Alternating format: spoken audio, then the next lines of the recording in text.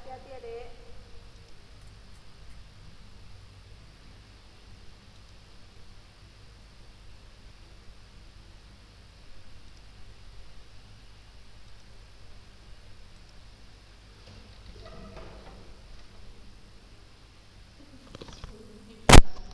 Apalah.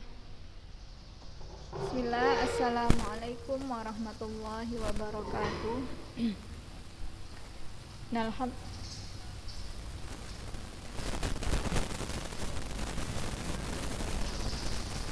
Alhamdulillah hamdan katsiran thayyiban mubarakan fih kama yuhibbu rabbuna wa yardah.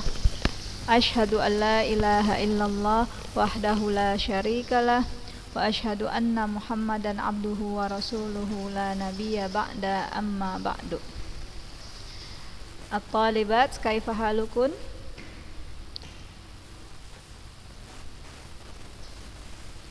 Ya, Masya Allah, 26 orang. Tadi pagi yang mengirimkan hafalannya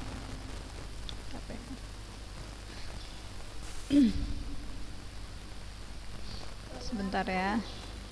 Berapa kali? Saya Haniah Salma. Ya. Haniah Salma, jazakillah khairul jaza. Dan beberapa hari yang lalu ada Kesuma Arum, ya, Naur Aliani juga. Ya, alhamdulillah, ini kita di 2 pertemuan terakhir ya, hari ini dan insya Allah minggu depan pertemuan terakhir sebelum bukan UTS, PAS ya, penilaian akhir semester, PAS, penilaian akhir semester. Nah, target yang telah disusun oleh penjamin mutu PAI, yakni Ustadz Ahmad Pinta, target kita itu di semester ini sampai hadis ke-31. Namun ini kita baru sampai ke hadis 27. Ya. Insya Allah kita lanjut minggu depan hadis ke-28 karena hadis ke-27 kita belum selesai. Ya, semoga apa yang akan kita sampaikan hari ini bermanfaat dan mudah dipahami. Senantiasa kita selalu meminta kemudahan kepada Allah Subhanahu wa taala agar diberikan taufik dan kemudahan di dalam memahami ilmu ad-din, ilmu asy-syariah yang mulia ini. Allahumma la sahla illa ma ja'altahu sahla wa anta taj'alul husna idza syi'ta sahla. Allahumma anfa'na bima 'allamtana wa 'allimna ma yanfa'una wa zidna ilma. Ya, sebelum kita mulai silahkan Faiza Afifah, iqra'i anti al-hadits as-sabi' wal 'ishrun, kebajikan dan dosa. Faiza Afifah.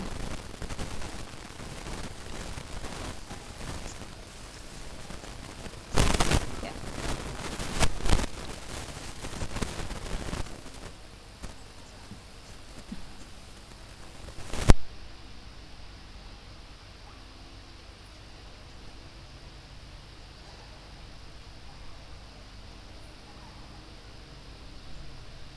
Nam, yakfi hasbuk.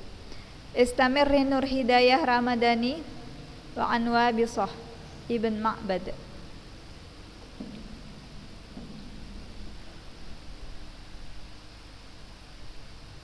Bin Ma'bad.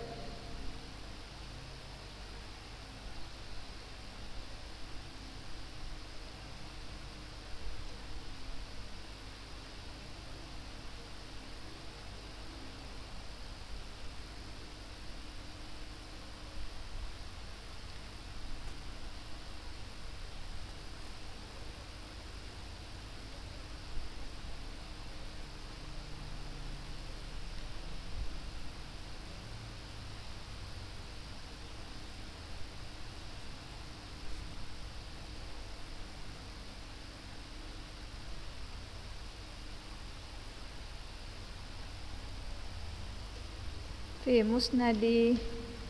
musnadai al-imamaini.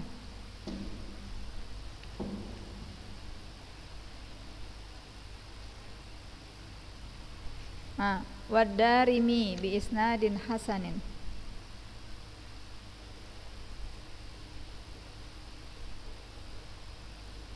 Ya. Haditsun hasanun, ya. Insyaallah besok kita pelajari apa itu hadis hasan, ya. Rawainahu fi musnadai al-imamain. Kami telah meriwayatkannya pada dua musnad, dua imam, yakni Imam Ahmad wa Darimi dengan sanad yang hasan. Nah, kita langsung kepada kandungan hadis. Ya, yang mana minggu lalu kita udah baca terjemahannya, bahwasanya di sini ada dua hadis yang maknanya sama, ya. Dua hadis yang maknanya sama. Nah, dan sanadnya hasan. Yang pertama, An-Nawas bin Sam'an Al-Ansari, ya. Beliau bertanya kepada Rasulullah tentang apa itu albir, apa itu al-ithm, ya. Kata albirru, ya. Kata albirru di dalam hadis ini yang ditanyakan oleh An-Nawas mencakup semua kebaikan. Nah, semua kebaikan. Jadi sekali lagi, ini diantara perbuatan yang harus kita contoh, ya, atau teladan baik dari sahabat Rasulullah, semangat penuntut ilmu.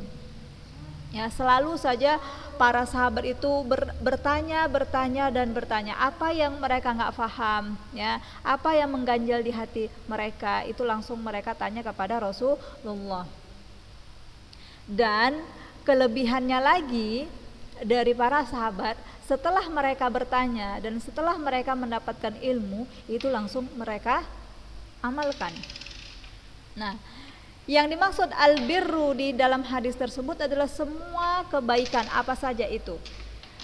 Semua kebaikan yang namanya baik-baik. Nah, itulah termasuk albir. Dan al-itham semua yang buruk-buruk, semua kejelekan, ya. Tentunya kebaikan albir di sini kebaikan yang dianggap baik oleh syariat, ya, bukan yang dianggap baik oleh penurut hawa nafsu. Kalau penurut hawa nafsu kita tanya tentang kebaikan, ya, kalau mereka lihat kayak kita ini pasti mereka udah menyangka kita ini udah baik kali.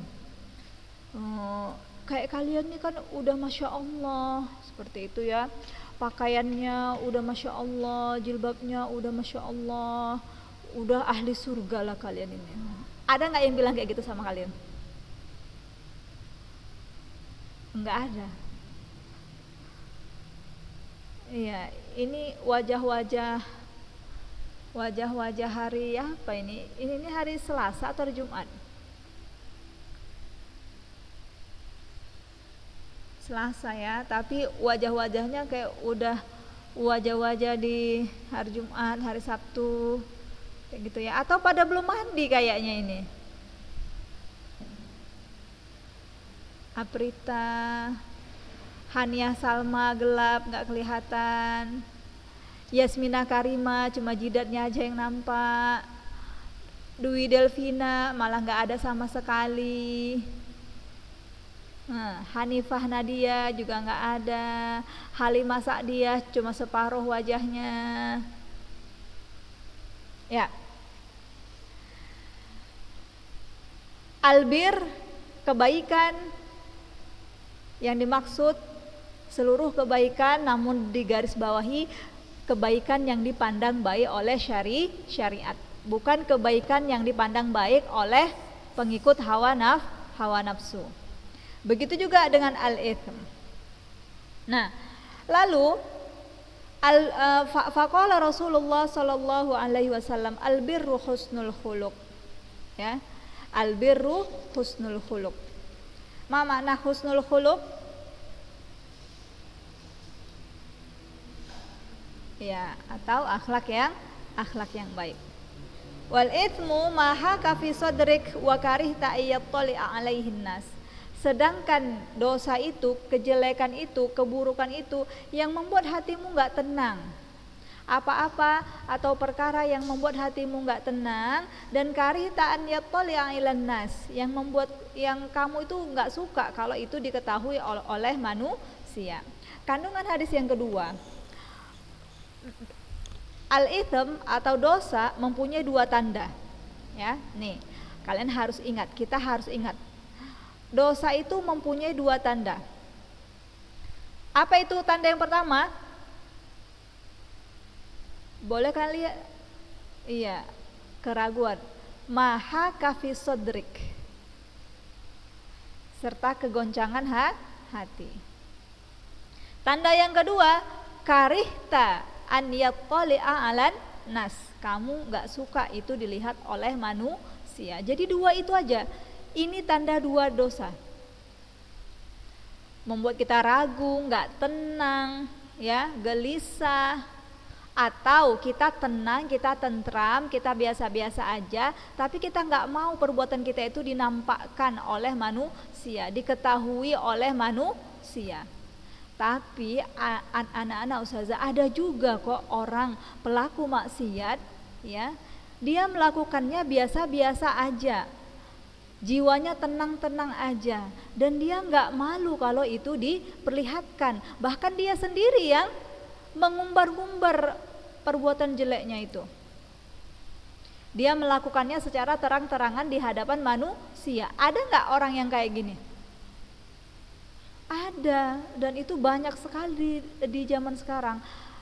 Dan bahkan ketika dia menceritakannya di hadapan saudara-saudaranya, teman-temannya itu dengan ekspresi bangga. Oh, kalau saya merokok itu kayak kereta api, sekali duduk 2 bungkus, kamu masih 1 batang sehari, belum apa-apa itu. Nah, lihat, dengan bangga. Kamu tidur cuma dari pagi sampai jam 10, saya sampai jam 4 bablas itu zuhur asar. Biasa aja saya ini naum, ratu tidur. Kamu tuh apalah. Nah, bangga.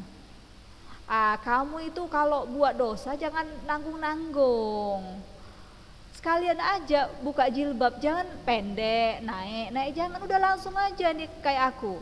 Nah, ada akhwat-akhwat yang seperti bukan akhwat ya, ada muslimah yang seperti ini. Dia bangga, bahkan mengajak saudarinya itu untuk melakukan perbuatan hal yang sama seperti dia lakukan, wal'iyadzubillah. Nah, yang hatinya merasa goncang atau yang dia nggak mau perbuatan buruknya ini diketahui oleh manusia, ini pertanda masih ada keimanan di dalam hatinya, walaupun mungkin cuma sedikit. Tapi tetap aja dia ketika dia melakukan maksiat, hatinya tuh gelisah, dan bahkan dia nggak mau orang mengetahuinya.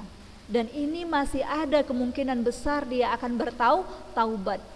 Masih ada kemungkinan atau ada harapan untuk dia mengucapkan istighfar, untuk tidak melakukannya kembali. Tapi kalau manusia orang-orang yang udah nggak nyaman, yang biasa aja, nggak malu lagi, masya Allah, itu kecil sekali harapan untuk dia bertaubat. Nah, kalau di hati kita masih ada rasa yang seperti ini, bersyukurlah. Itu pertanda hati kita belum keras. Itu pertanda hati kita masih lunak, masih bisa diberikan nasihat-nasihat yang sahih, nasihat-nasihat yang bagus. Meskipun enggak sekarang kita bertaubatnya, ya kan, meskipun enggak serta-merta kita berubah jadi baik, tetapi ada harapan. Nah, kaidah yang ketiga, kandungan hadis yang ketiga. Hadis di atas yang kita bacakan tadi menganjurkan untuk berakhlak mulia. Ya, kapan saja kita berakhlak mulia, maka berarti kita telah melakukan kebajikan. Kapan aja kita berakhlak mulia? Kita buang sampah pada tempatnya, ya. Kita larang adik kita buang sampah sembarangan, ya. Kita larang adik kita menonton film-film yang enggak layak atau banyak unsur kemaksiatan di dalamnya, ya.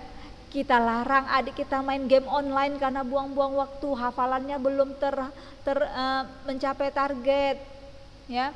Kita larang teman kita untuk berbohong atau kita kasihkan contoh yang baik. Masya Allah, ini adalah husnul khuluq. Dan di saat itu berarti kita telah melakukan kebajikan. Dicatat itu oleh malaikat. Dan jangan pernah menganggap remeh dengan perbuatan-perbuatan baik. Mungkin kita nggak merasakan efeknya nanti. Mungkin kita, mana sih itu pahalanya yang dijanjikan Allah, mana kok saya nggak merasakan. Percayalah, faman ya'mal mithqala dzarratin khairan yarah. Barang siapa yang melakukan kebaikan sekecil apapun, niscaya nanti di akhirat dia pasti akan melihatnya. Apa yang dia lihat? Balasan dari perbuatan baik yang kecil yang dulu pernah dia lakukan. Nah, kandungan hadis yang keempat. Hadis yang kita baca tadi menunjukkan kedudukan hati yang agung. Masya Allah, hati kita. Apabila hati seorang baik, istiqomah, ya, memahami prinsip-prinsip dan kaidah-kaidah agama, niscaya keputusan hukum hati tersebut dalam perkara yang diragukan adalah benar. Maka apa yang menjadikan hatinya tentram, itulah kebenaran. Dan apa yang dibenci oleh hatinya, maka itulah dosa atau kejahatan. Jadi hati seseorang yang dia itu istiqomah, dia itu memahami tauhid, ya, memahami ilmu syariat, niscaya hukum hati yang menghukumi sebuah keputusan yang ragu, insya Allah yang dipilih hatinya itu benar. Orang yang istiqomah, orang yang selalu senantiasa berusaha untuk melakukan ketaatan, gak jarang keputusan yang diambilnya itu keputusan yang benar. Makanya kita itu dianjurkan kalau curhat sama orang yang soleh, sama orang yang istiqomah, sama orang yang bertauhid. Karena apa? Karena biasanya jalan keluar yang dia berikan itu benar. Tapi kalau curhat sama orang ahli maksiat, ya, enggan melakukan amal kebajikan, nah maka solusi-solusi yang diberikannya pun ya entah kayak mana yang nggak sesuai dengan syariat. Nah apalagi kalian jadikan teman curhat kalian orang-orang kafir, wal'iyadzubillah. Iya Ustazah, kalau curhat sama kawan muslimah biasanya bocor itu Ustazah, selalu aja terbongkar. Tapi kalau sama teman anak yang kafir ini Ustazah, dia pandai kali simpan rahasia loh Ustazah. Makanya anak kok curhat sama dia tuh nyaman. Wal'iyadzubillah. Jangan jadikan orang-orang kafir itu sebagai wali, teman-teman dekat. Jangan sampai kalian katakan teman saya yang muslim itu lebih buruk Ustazah dibandingkan teman saya yang kafir. Teman saya yang kafir ini walaupun dia kafir tapi akhlaknya baik, dia pandai menyimpan rahasia. Teman saya ini muslim, muslimah, penghafal Al-Quran, tapi ya Allah Ustazah mulutnya. Nah jangan sampai kita bandingkan atau kita katakan yang kafir itu lebih baik. Tidak. Di hadapan Allah tetaplah orang yang beriman kepada Allah dan ayat-ayat Allah itu lebih baik. Ada di sini yang masih memiliki teman seorang kafir yang dijadikan sahabat dekat? Nggak ada, alhamdulillah. Itu yang kafiroh Ustazah larang, apalagi yang kafir yang mudzakarnya. Yang muannasnya aja Ustazah larang, apalagi yang kafir yang mudzakkar. Saya nggak punya kok Ustazah teman wanita kafiroh. Tapi kalau kafir ada Ustazah. Nah jangan ya, tetap saja berlaku, tidak boleh bercerita-cerita, curhat-curhat bersama yang bukan mahram.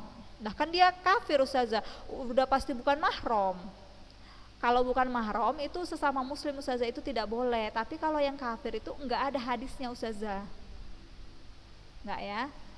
Itu pemahaman-pemahaman yang menyelewengkan dari akidah.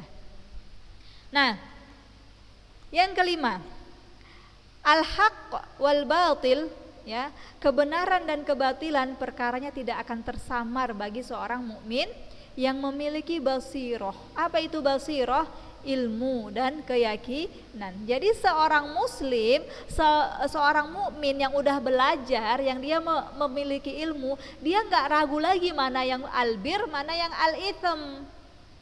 Nggak mudah dia terkecoh. Yang albir dikatakan al-itham dikatakan albir. Enggak. Nah, inilah pentingnya kalian belajar. Inilah pentingnya kita belajar. Yang kita pelajari kan pernah Ustazah sebutkan dulu waktu belajar akidah. Yang kita pelajari itu enggak yang baik-baik aja, tetapi yang buruk-buruk juga kita pelajari. Untuk apa? Biar kita kenal kalau itu buruk. Biar kita tahu, oh seperti ini al-itham. Nah, kalau seperti ini kita harus tinggalkan. Nah, bukan kita pelajari yang buruk-buruk untuk kita lakukan, enggak, tetapi untuk kita tinggalkan. Maka seorang mukmin yang telah mempelajari ilmu syariat, yang telah memiliki ilmu, dia enggak ragu lagi yang mana yang batil, yang mana yang al-haq. Yang terakhir, keinginan keras dari para sahabat radhiyallahu anhum untuk mengetahui perihal kebajikan dan dosa, juga tentang halal dan haram. Ya, ini sifatnya para sahabat yang gak mau ketinggalan tentang apa itu yang namanya baik, agar mereka bersegera melakukannya dan gak ketinggalan untuk melakukan kebaikan, dan mereka juga nggak lengah, nggak lalai tentang apa itu al-itham, agar mereka bisa menjauhi diri dari al-itham tersebut. Nah, minggu depan insya Allah kita belajar sambil kasih kisi-kisi ya, hari Selasa. Karena tanggal 27 itu kita udah ujian, tanggal 27 itu hari Jumat. Berarti hari Selasa itu pertemuan terakhir. Nah, di situ sambil kita ambil satu hadis lagi, sekalian kita kasih kisi-kisi.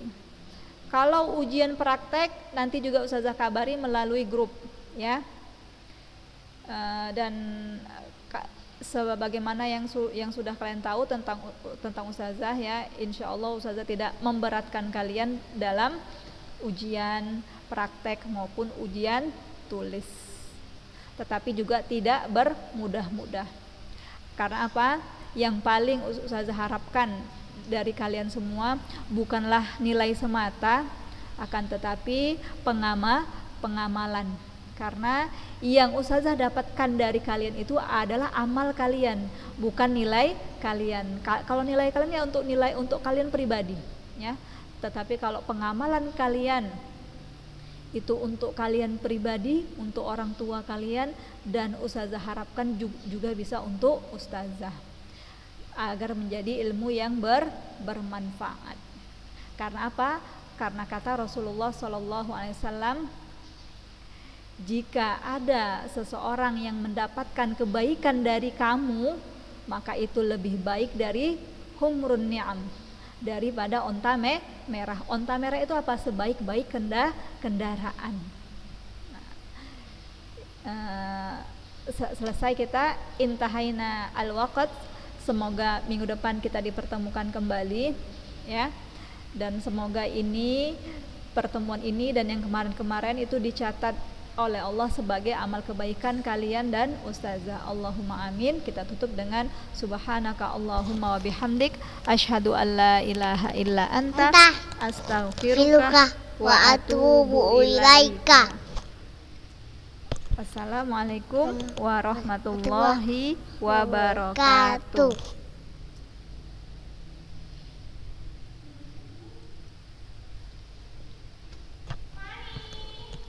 Ih, kok ada kakak? Udah mau pulang nih?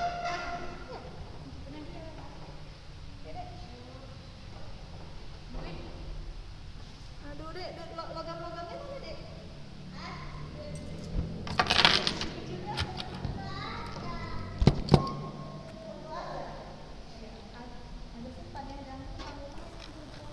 Absen udah apa nih? Hah? Yang ini perlu? Belum ada.